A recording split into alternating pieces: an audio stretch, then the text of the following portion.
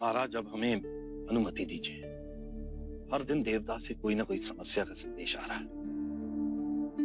कुछ दिन और रुक जाते। ना महाराज, नहीं। सिद्धार्थ की राह देखते देखते 2 माह हो गए। अब मैं अनुमति चाहूंगा।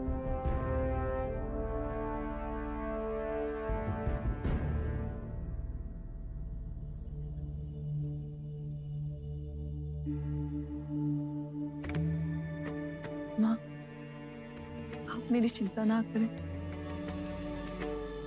मेरे साथ मेरी माँ है और मेरे पिता मुझ पर जान न्यौछावर करते हैं।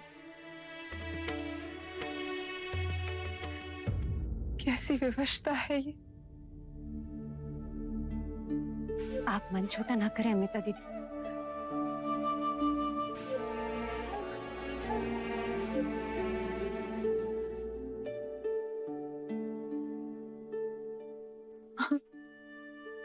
मुझे पूरा विश्वास है वो अवश्य लौटेंगे।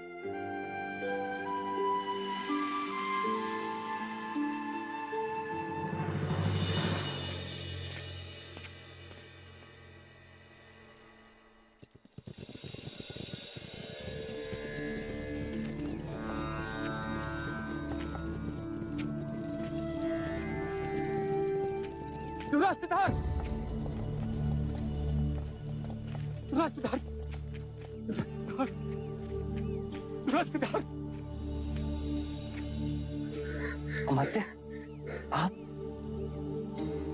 मुझे तो लगा माग की धूल मेरे पच्चीनों को मिटाती जा रही। भला हो मगन नरेश का कि उन्होंने हमें बताया कि आप इस वन से मुनि उदाकारमा पुत्र के आश्रम जा रहे। पहले सांस में सांस तो ले लीजिए। मेरी जान में जान आ गई आपको देख के। युवराज, मेरी नहीं, सबकी यही दशा। आपकी प्रिय प्रजाजन आपके वियोग में तड़प रही है।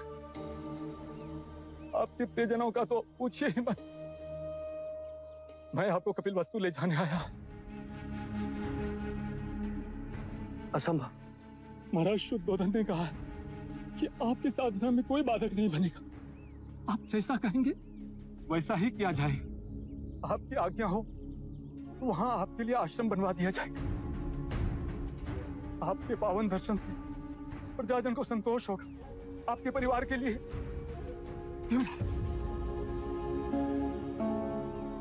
नहीं अमात्य, अब वापस चले जाइए। युवराज, आपके लिए देवी यशोधरा ने इसे कमल का फूल भेजा।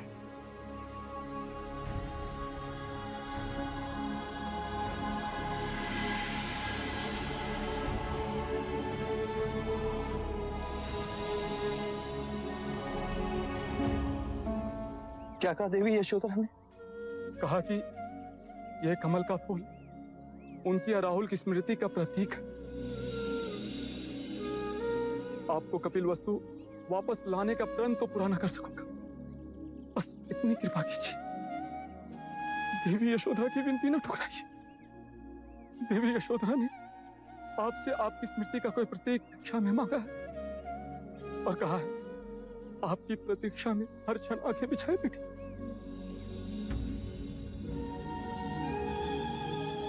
अब मेरे पास देने को क्या बचा है? आप इसे ही देवी यशोधरा को मेरी निशानी के रूप में दे दीजिए। ये कमल का फूल आप अपने पास रख लीजिए। मैं दूसरा कमल का फूल लेकर आता हूं। नहीं अमात्य, नहीं। आप इसे अपने साथ ले जाइए। यदि मैं इसे अपने पास रखूंगा तो स्नेह की डोर सदैव मुझे कपिल वस्तु से बांधे रखेगी।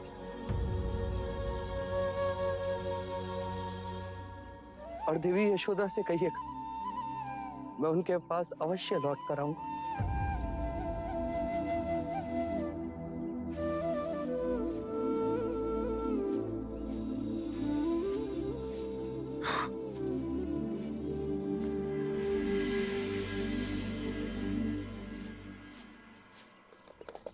चप्पा चप्पा छान मारो, देखते हुए चलो। जाएगा तो जाएगा कहाँ सिद्धार्थ? युवराज सिद्धार्थ को अगर हम ढूंढ पाते तो अब तक ढूंढ लिया होता। वो पैदल आए और हम घोड़ों पर, अभी तक नहीं मिले। मुझे लगता है अब हमें वापस चलना चाहिए, चाहे पूरे वन को जला के भस्म ही क्यों ना करना पड़े। और मुझे सिद्धार्थ चाहिए। चलो।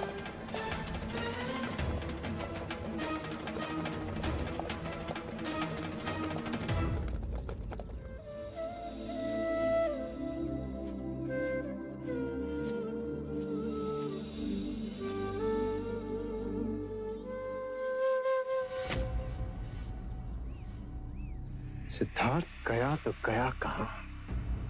उसे धरती निकल गई, आसमान खा गया।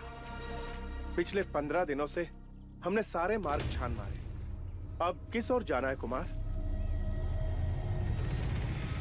अमर से दक्षिण की ओर से गया है। वापस मुड़ो, अब हम मगध की ओर से जाएंगे। जो आ गया हो ना हो सिद्धार्थ हमें वहीं मिलेगा। अब एक बार से 2 शिकार, सिंहासन भी मेरा और यशोधरा भी।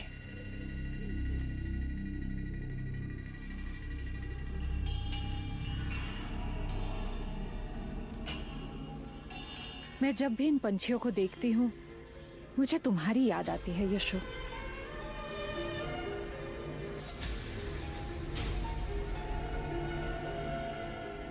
तुम्हारी दशा भी इन्हीं की तरह है। आजीवन पड़ी रहोगी महल में इन्हीं पंछियों की तरह। आप कहना क्या चाहती हैं मंगला काकी? यशोधरा, एक स्त्री का अपने पति के सिवाय और कौन सा हक?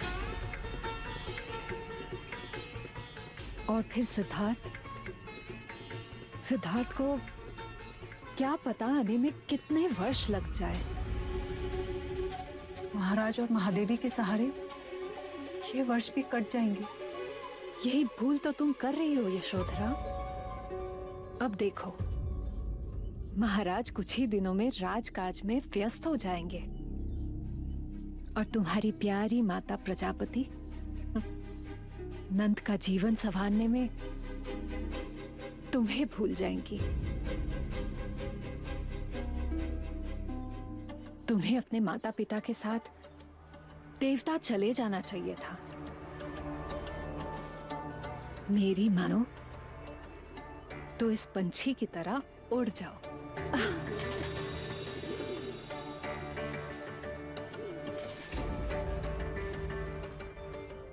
इस मूक पंछी ने भी आपके प्रश्न का उत्तर दे दिया मंगला काकी। ये पंछी भी कुछ देर बाद वापस लौट आते हैं क्योंकि ये स्नेह को समझते हैं। आप और मैं तो फिर भी मनुष्य हैं। मैं तो तुम्हारे मेरे भले का मेरे सास ससुर को सबसे अधिक ध्यान है। इस महल में यदि सन्नाटा छाया है तो इसकी पीड़ा मुझ अकेली को नहीं, मेरे माता पिता भी अपने पुत्र के वियोग में जल रहे हैं, एक दूसरे का धाड़स बांधे जी रहे हैं। हम तीनों को एक दूसरे से अलग करने का प्रयत्न ना करें। सहानुभूतिवश कह रही थी मैं तुम्हें। और फिर एक समय मैंने ही तुम्हें देवदत्त के लिए चुना था। इसी सहानुभूति किस काम की मंगला काकी, जो अपनों को एक दूसरे से अलग करने की बात करे। आप दोबारा मुझसे ऐसे जाने की बात ना करना। अरे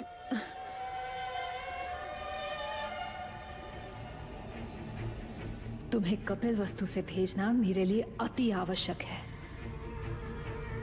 तुम्हारे रूप का पागल है मेरा पुत्र देवदत्त।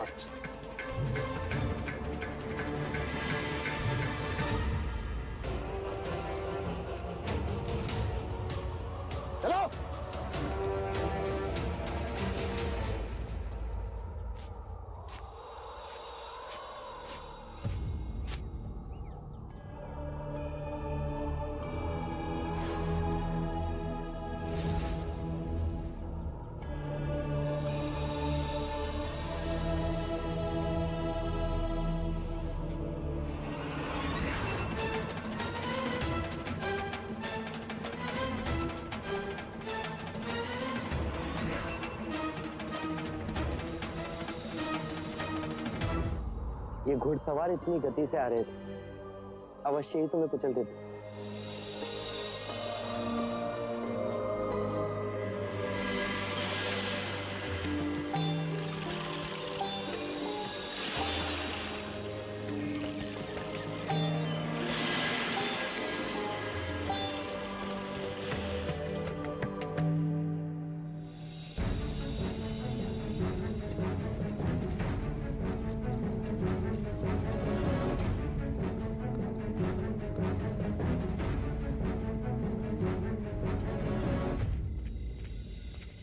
अच्छा हो गया तुम मिल गए।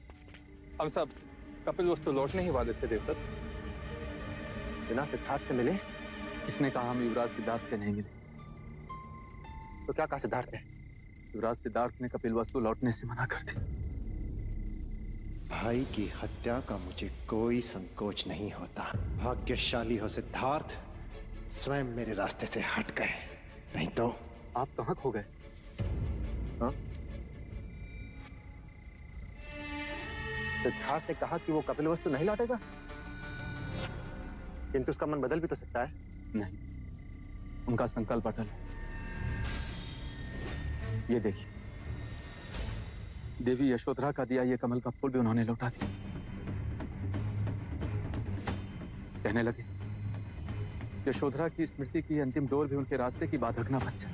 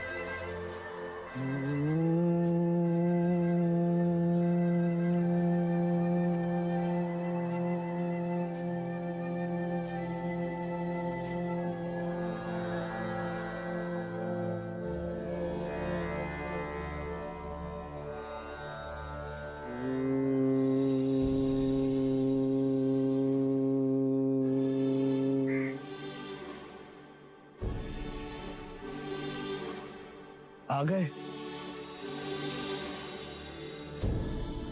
तुम्हारी प्रतीक्षा थी। गुरुवरी कौंडी,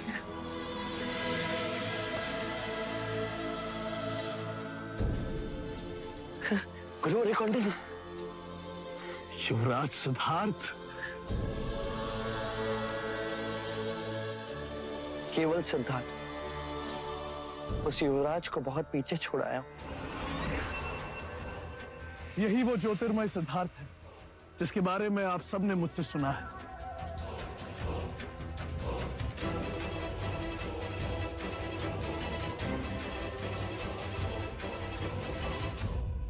तो लहर किनारे से टकराकर सागर की ओर आ ही गई। कहां से उठती है ये लहरें? सागर से। सागर गहन में तो अंततः शांत है, एक तरंग भी वहां नहीं उठती। तुम्हारे प्रश्न मुझे पहले भी चकित करते थे सिद्धार्थ, और आज भी कर रहे हैं। ज्ञान के मार्ग में पहला पग है सही प्रश्न पूछना। परम ज्ञान से अब भी बहुत दूर हूं मैं। तुम्हारे मन की पिपासा तुम्हें इतनी दूर लेकर आएगी, ये कल्पना नहीं की थी।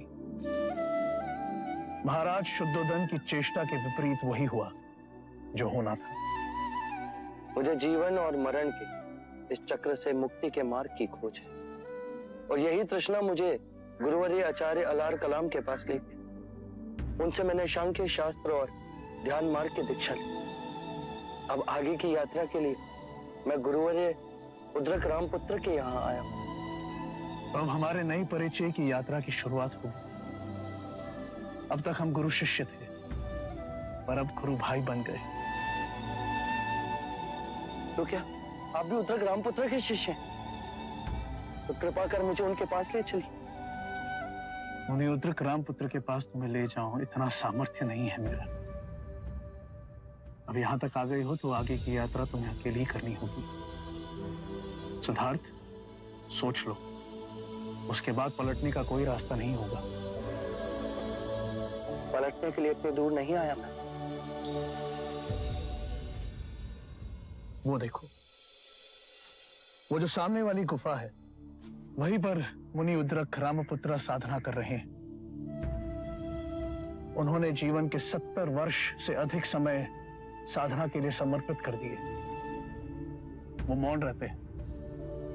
शिष्य यदि योग्य हो तो गहरे ध्यान में आकर उसे ज्ञान देते हैं। जो परम ध्यान साध ले उसी को मिलते हैं गुरु के दर्शन।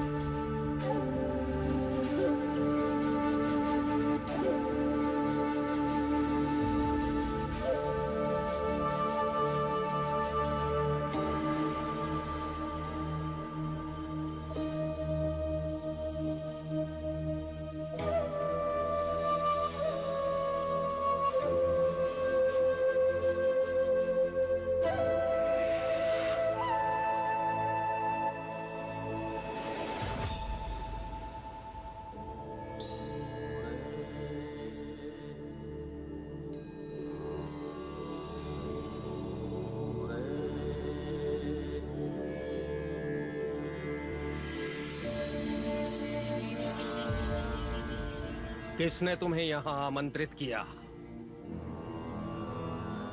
मेरी तृष्णा ने। वो क्या है जो तुम्हें यहाँ खींच लाया? जीवन की ऊर्जा। तुम्हारे विचार नहीं लाए? विचार सागर पे उठती लहरों के समान। सागर लहरों से अछूता ही होता है। अनुभव है इसका मुझे। जीवन क्या है? रहस्य। आकाश गंगाओं के पार भी वही, और तुम्हारे मन के अंदर भी वही, जिसे ना समय बदल सकता है और ना ही मिटा सकता है। फिर दुख क्यों? जीवन की अनिश्चितता ही दुखों का कारण है। इस अनिश्चितता के पार कैसे जाएं? उस सत्य की अनुभूति से जो अचल, अमर, अविनाशी है।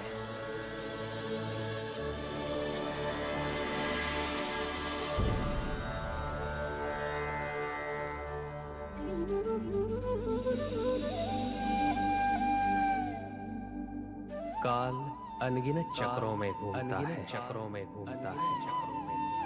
तब जाके कहीं औदुंबर का फूल खिलता है। वो चेतना जन्म लेती है जो बुद्ध बनेगी।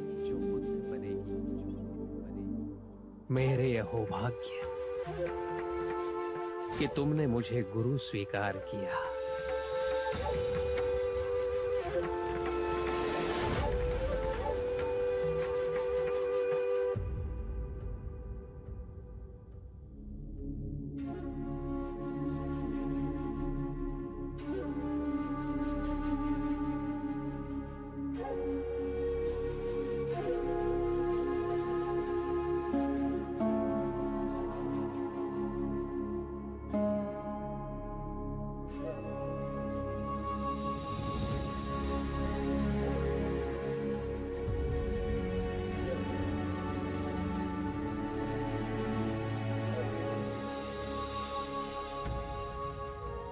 अद्भुत। गहरे ध्यान में गुरु उद्रक रामपुत्र मुझे हिमालय की चोटी पर मिले और उन्होंने मुझे अपना शिष्य स्वीकार किया। अब जब तुम ध्यान के शिखर को छू लोगे तो गुरुदेव इच्छानुसार तुमसे भेंट करने आएंगे, ज्ञान के द्वार खोलेंगे। मैं अभी ध्यान में बैठ जाता हूं। तुम नहीं बदले सिद्धार्थ, वही पिपासा। और इस शरीर का कुछ सोचो। आओ तुम्हें कुछ खिला दो।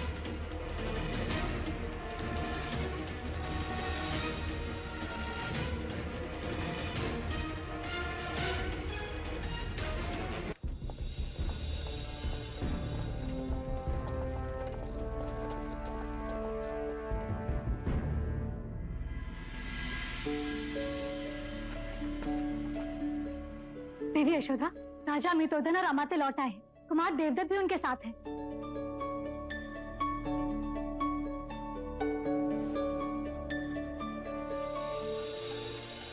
महाराज, राजा अमितोधन, कुमार देवदत्त और अमित्य पधार रहे हैं। सिद्धार्थ आ गया।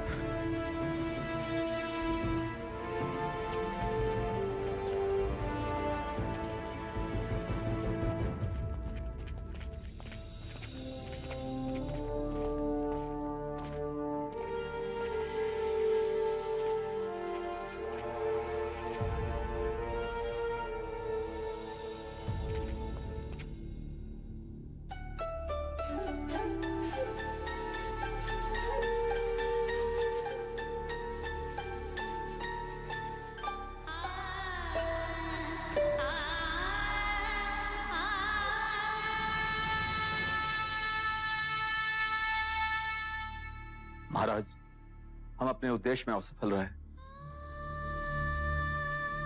क्या युवराज सिद्धार्थ नहीं मिले? युवराज सिद्धार्थ मिले, पर उन्होंने कपिलवस्तु लौटने से मना कर दिया।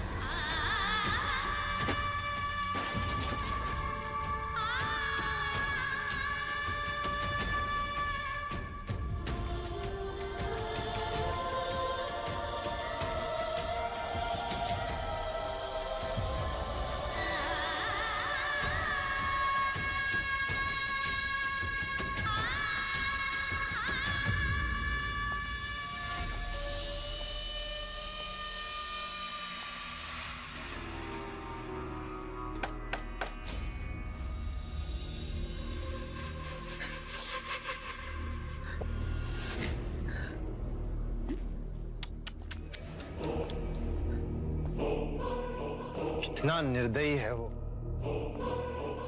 जो तुम्हारे इन मोतियों जैसे आंसुओं का मोल नहीं समझ सका।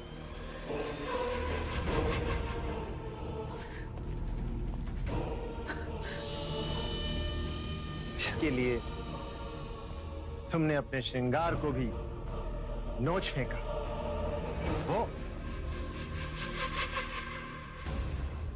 उसने तुम्हारे दिए हुए कमल का भी आदर नहीं किया।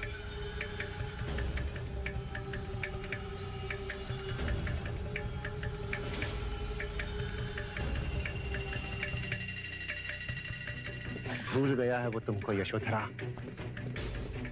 भूल गया है। जिसके प्रेम की अग्नि में तुम अपना जीवन जला रही हो ना, वो स्वार्थी, वो निर्दयी, केवल अपनी शांति के पीछे दौड़ रहा है।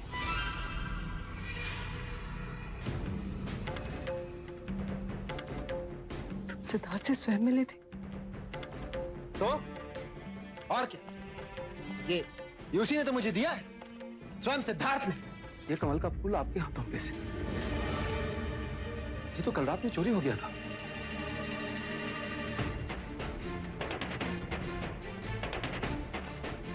कुमार देवदत्त ने मुझे दिया।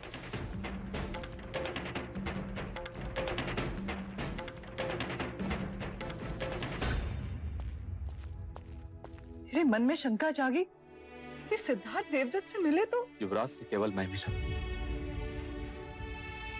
आप ऐसे अपना साहस न छोड़ें। युवराज के मन में आपके लिए अपार स्नेह,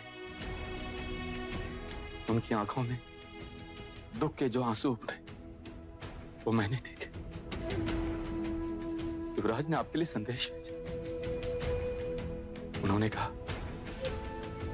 देवी यशोधरा से जा कहिएगा उसके पास मैं अवश्य लौटूंगा। देने को उनके पास कुछ ना था,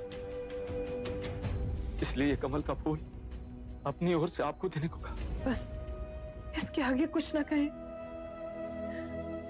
उन्होंने इस फूल को स्पर्श कर लिया। मेरे मन के लिए ये सहारा बहुत है।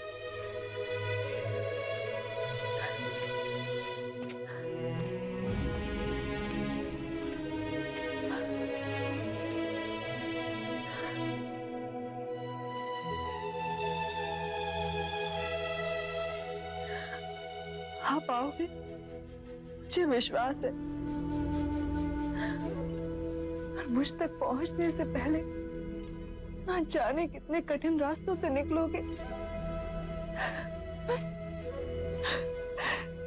यही सोचकर मन रो उठता है।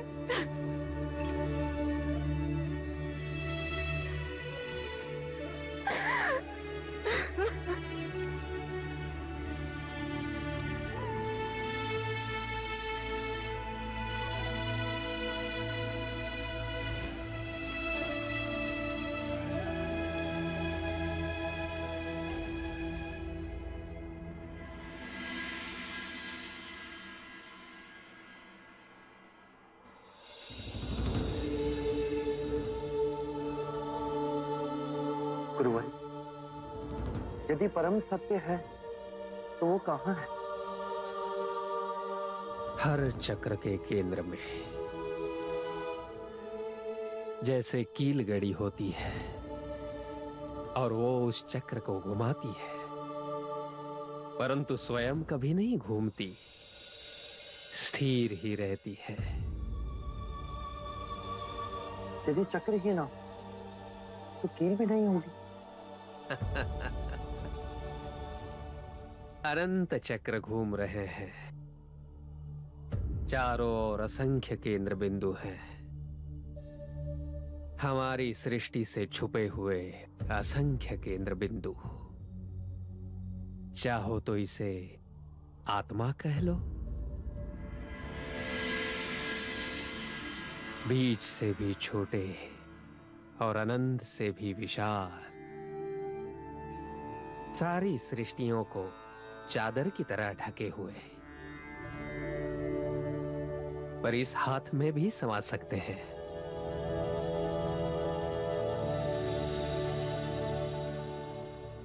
तुम्हारे प्रश्न का उत्तर तुम्हारी हथेली में ही है।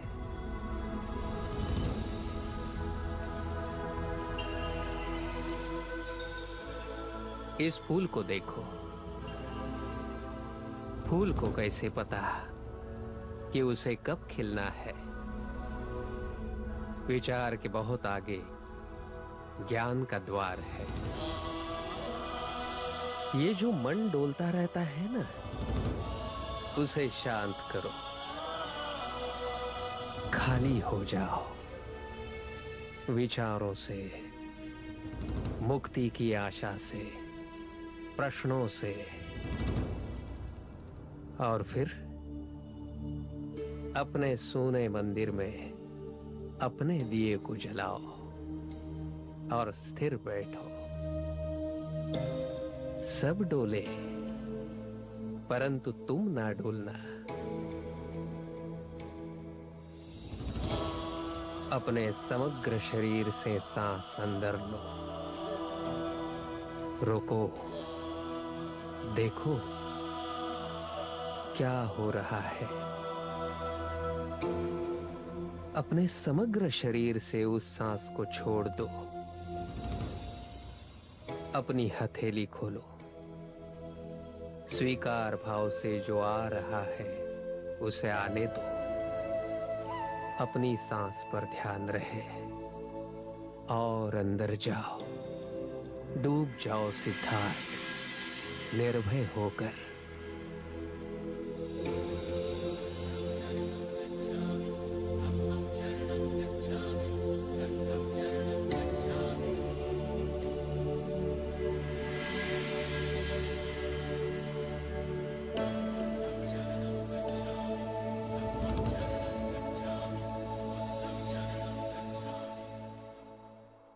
अब तुमने स्वयं अनुभव किया है,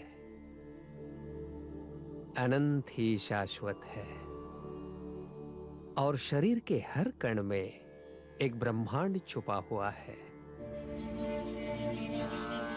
यदि अनंत ही शाश्वत है तो वो मुझे नहीं दिखा, मुझे तो केवल नश्वरता ही दिखी।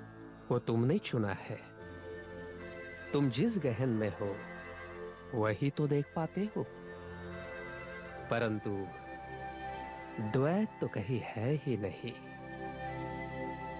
जीवन के सत्य के पीछे छुपे इस रहस्य को जानने के पश्चात जन्म, मृत्यु, पुनर्जन्म केवल एक खेल ही तो है। पर जीवन की जिस ऊर्जा ने मुझे आपके समक्ष ला खड़ा किया, जिसे आप आत्मा कहते हैं, वही इस चक्र के पीछे। हाँ, मैं उसको ना देख सका। तुमने उसका नृत्य देखा, अनश्वरता का नृत्य, या जिसे तुम अनिश्चितता कहते हो, उसका नृत्य।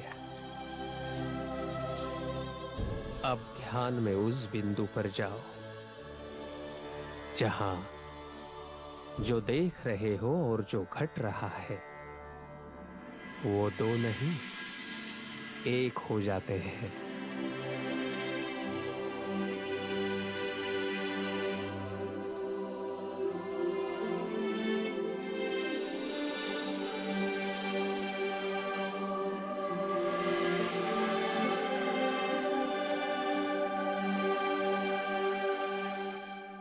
शिष्य यदि योग्य हो तो गहरे ध्यान में आकर उसे ज्ञान देते हैं। जो परम ध्यान साध ले उसी को मिलते हैं गुरु के दर्शन।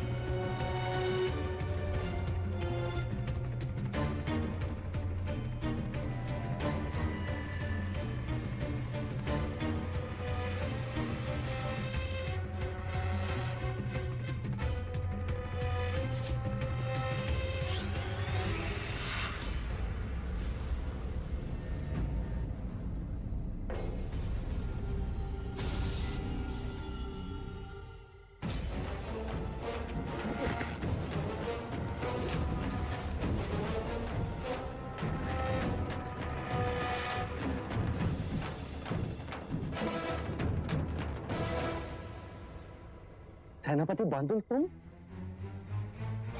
आप मुझे क्षमा कर दे युवराज सिद्धार्थ, मैं तो केवल आज्ञा का पालन कर रहा था।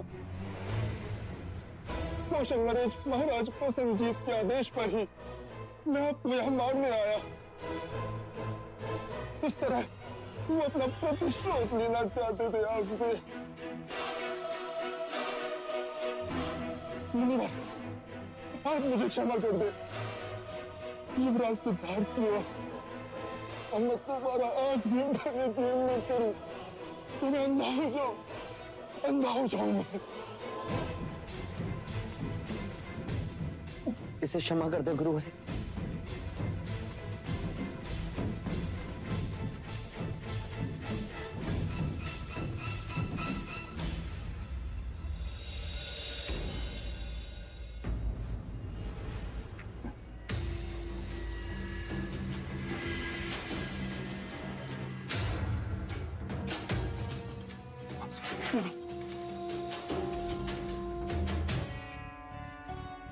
अब तुम कौशल लौट जाओ बांधु।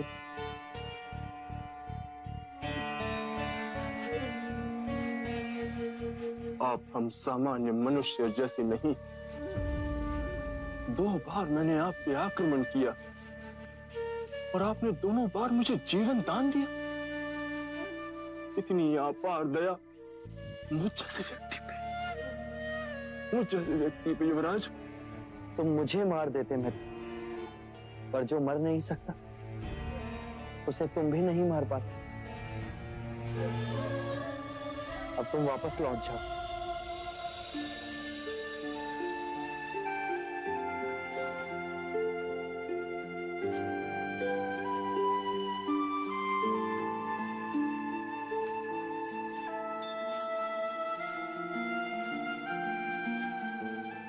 आज मुझे पता चला गुरु माता भी होती और पिता भी।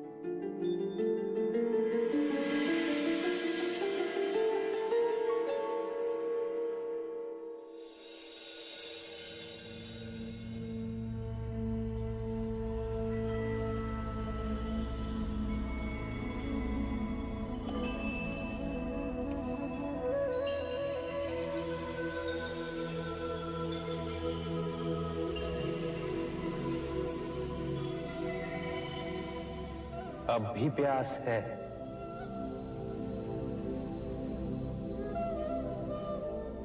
हाँ गुरुदेव, जीवन के इस खेल के पीछे जो अविनाशनीय सत्य है, क्या उसे मैं देख सकता हूं? क्या उससे मैं एक हो सकता हूं? इस अतः दुख के सागर का वहां ही कोई उत्तर मिलेगा। मैं जानता हूं, उस शाश्वत सत्य से एक हुआ जा सकता है, किंतु मैंने अनुभव नहीं किया।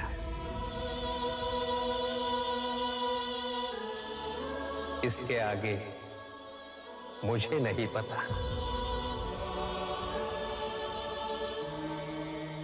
कोई ध्यानी मुझे उस अंतिम चरण तक ले जा सकता है?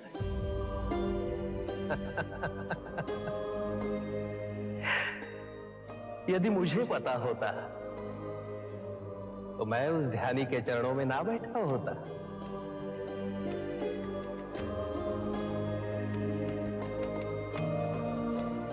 मुझे आज्ञा दे गुरुवर। जाओ सिद्धार्थ, जो मेरे पास था वो अब तुम्हारा है, और जो तुम पाओगे उससे केवल तुम्हारे मोक्ष का ही नहीं, अपितु सारी मानव जाति के मोक्ष का द्वार खुलेगा।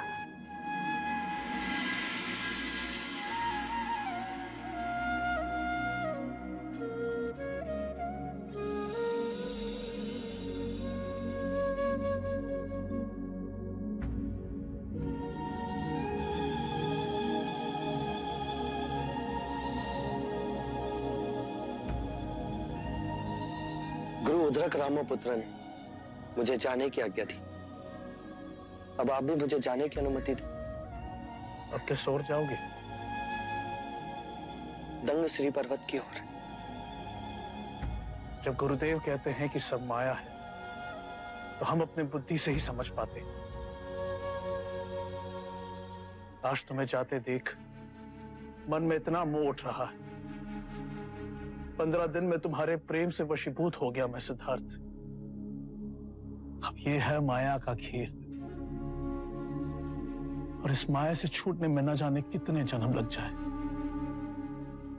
ये माया ही असीम दुख के हृदय में कुंडली मारे बैठी। जीवन के पीछे जो ऊर्जा है उसका मैंने प्रत्यक्ष अनुभव किया, पर उस ऊर्जा के पीछे क्या है, इसका उत्तर पाने के लिए अब मेरे प्राण ही क्यों ना चले जाएं, पर मैं अपने मार्ग पर अटल रहूं। ऐसा आशीर्वाद दें आप मुझे। ज्ञान की खोज में मैं तुमसे बहुत पहले आया, पर तुम मुझसे आगे बढ़ गए सिद्धार्थ। चरण छू लेने दो मुझे। शिष्य गुरु से अधिक कभी नहीं हो सकता। मेरी युवा अवस्था, मेरे अंतर के दिए को सर्वप्रथम आपने प्रकाशमान किया।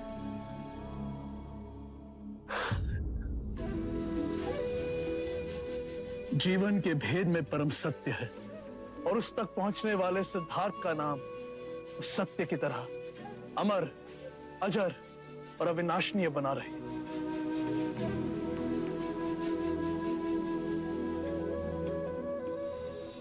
सत्य कथा,